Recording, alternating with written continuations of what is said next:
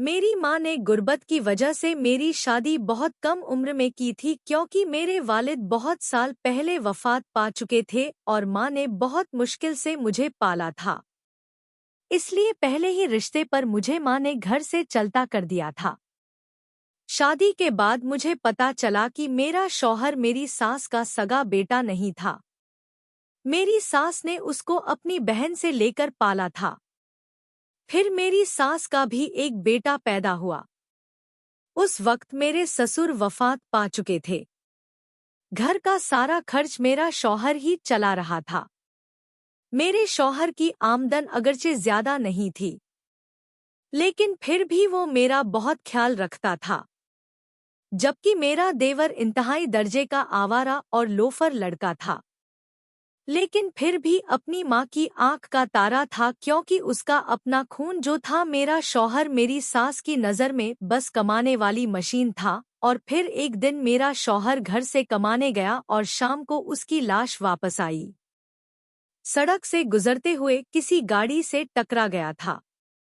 मेरी तो दुनिया उजड़ गई थी। मुझे यूं लगा मेरे सर पर आसमान गिर पड़ा था।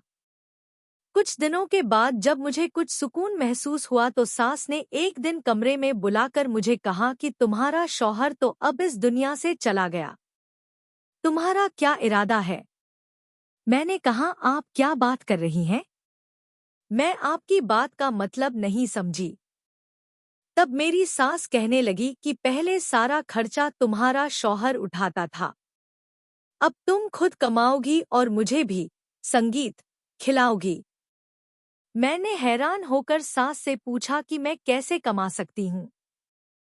तो मेरी सास ने जवाब दिया कि मैंने तुम्हारे काम का सारा इंतजाम कर लिया है, बस ऐसे समझो तुम घर में बैठकर कमाओगी।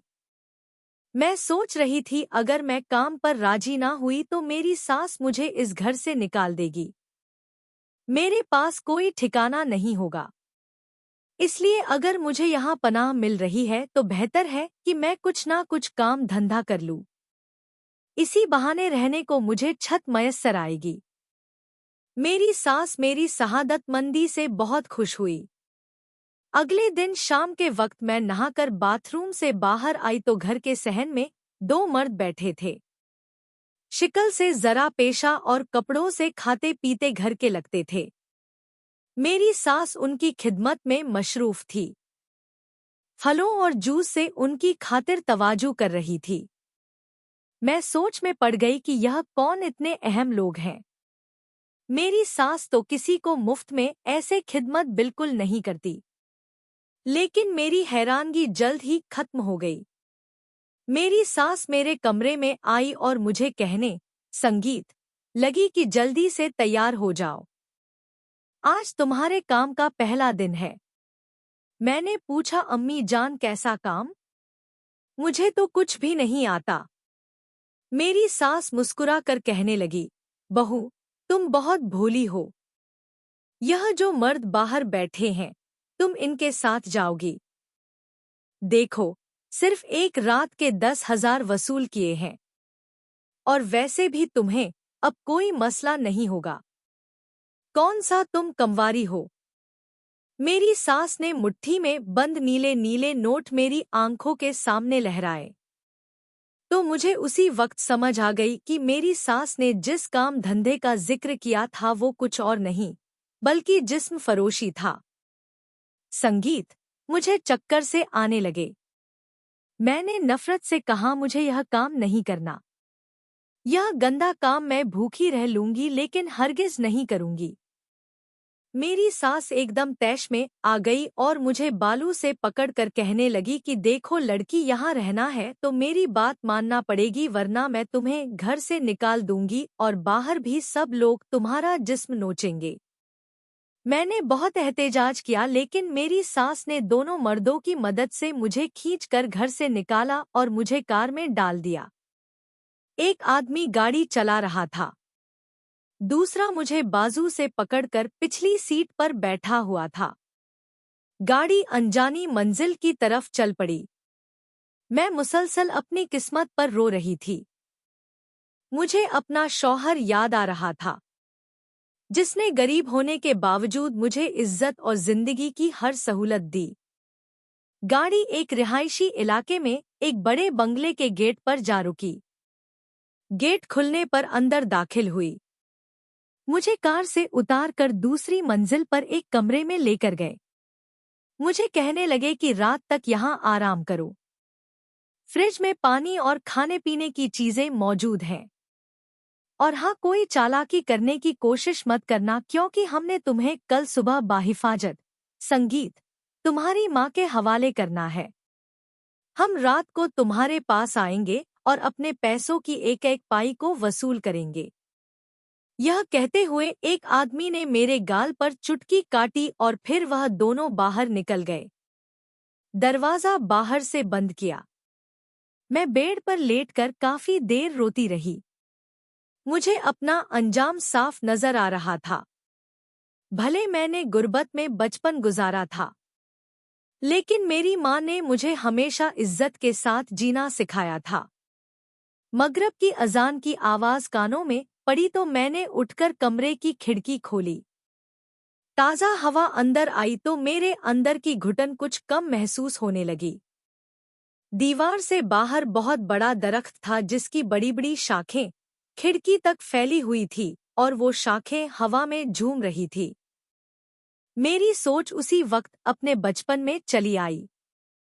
हमारे सहन में भी ऐसा ही बहुत बड़ा दरख्त हुआ करता था, जिस पर सारा दिन चढ़कर मैं खेलती रहती थी और मैं उसकी शाखों से झूलती रहती थी। कई बार गिरती थी और माँ के माना करने के बावजूद फिर से दरख्त पर चढ़ जाती। उस वक्त अचानक मुझे एक ख्याल आने लगा। मुझे लगा कि यह दरख्त मेरी इज्जत को बचा सकता है। मैं फौरन खिड़की तक आई। बड़ी बड़ी शाहों का जायजा लिया। यह आसानी से मेरा वजन बर्दाश्त कर सकती थी। मैंने एक मजबूत शाख को पकड़ा और उसके सहारे नीचे लटक गई। जब मेरे पांव एक मजबूत और मोटी शाख पर जम गए तो मैंने दोनों हाथ छोड़ दिए। अगले 5 मिनट में मैं नीचे सड़क पर थी। मैंने आसपास देखा और एक तरफ को दौड़ लगा दी। थोड़ा ही आगे मुझे ट्रेन की पटड़ी नजर आई। मैं सीधा चलती हुई उस ट्रेन की पटड़ी पर पहुंच गई और एक अनजानी सिम की जानिब चल पड़ी। अचानक मुझे अपने पीछे से आती ट्रेन की आवाज सुनाई दी। रेंट का ड्राइवर बार बार हॉर्न दे रहा था। मैंने फौरन फैसला कर लिया कि जिंदा रही तो कदम कदम पर जिस्म के भूखे दरिंदे मेरा गोश्त नोचेंगे। बार बार मरने से बेहतर है कि एक ही बार मर जाऊं। मैं चुपचाप सर झुकाकर चलती रही। मौत मेरे करीब आती जा रही थी। अचानक किसी ने मेरा बाजू पकड़ा और मुझे नीचे खींच लिया।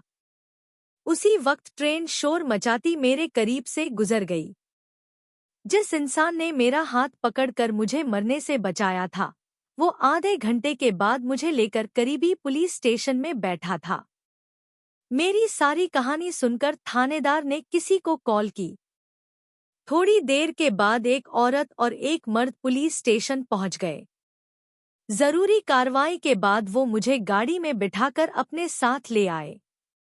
यह मेरे जैसी बेसहारा और मुशरे की सताई हुई लड़कियों के तहफ़्फ़ुज़ का एक बड़ा इदारा था, जहां पर मुझे बाइज्जत तरीके से छत और 2 वक्त का खाना मिलने लगा।